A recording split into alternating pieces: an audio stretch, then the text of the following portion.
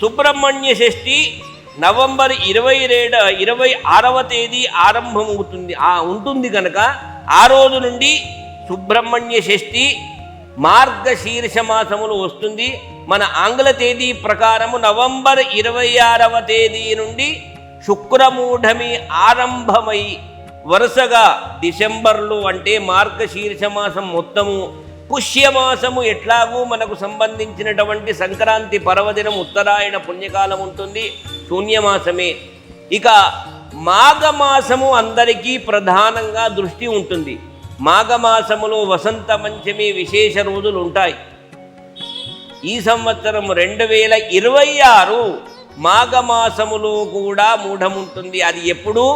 మహాశివరాత్రి వరకు, ఫిబ్రవరి 17 వరకు మూఢముంది. అంటే దరిదాపుల్లో మూఢము 3 మాసములు రాబోతుంది.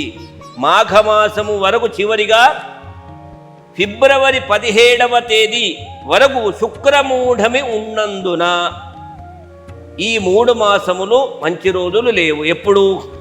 నవంబర్ 26వ తేదీ, డిసెంబర్ 26వ తేదీ, జనవరి 26వ తేదీ, ఫిబ్రవరి 17 వరకు మూఢము ఉంది. శుక్రమూఢమి పోతుంది.